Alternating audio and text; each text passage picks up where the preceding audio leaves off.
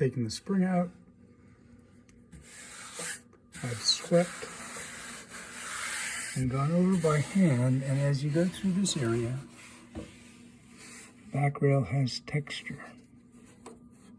Seems that something has spilled down into it.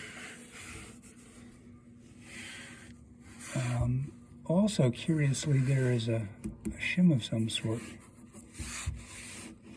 that maybe it's not purposefully glued down. That's in the middle of back rail.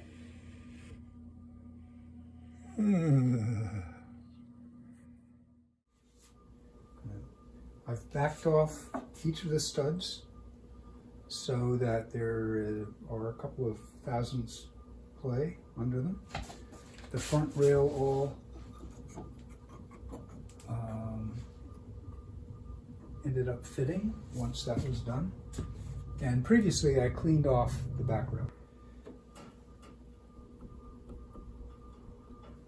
I insert long screwdriver between keys and go down through onto the back rail cloth.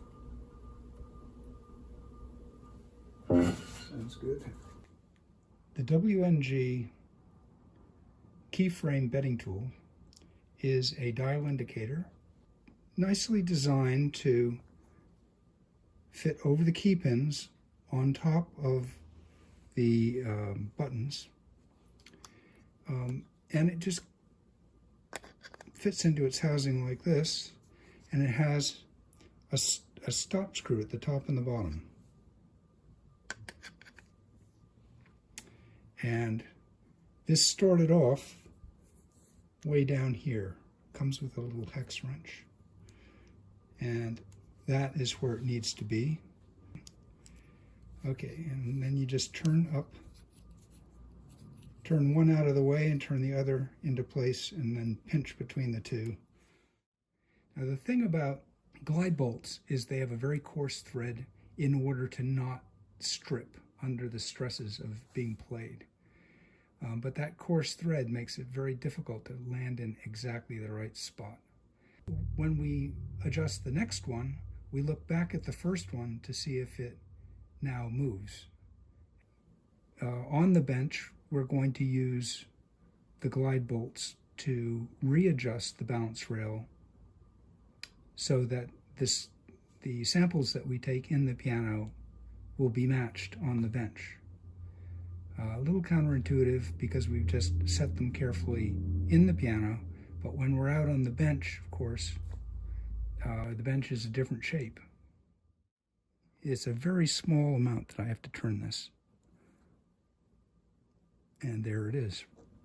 You gotta be careful not to go into a tuning pin hole, obviously.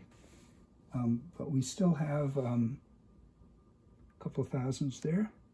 So, let's see if I'm strong enough to do this. Here's a little bit.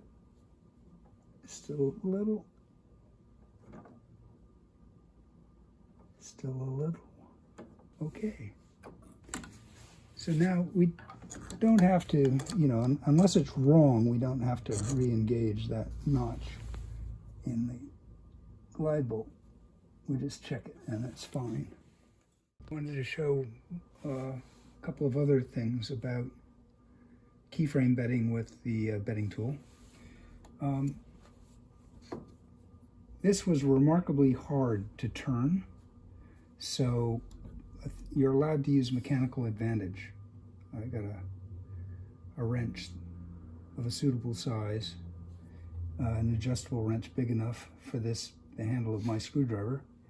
Now, if you watch here, as I turn it up, see the dial indicator move? Well, this was way backed up and had no symptom, but it also wasn't touching down. Okay, that one's moving. So I can try backing this one off to see if it stops moving.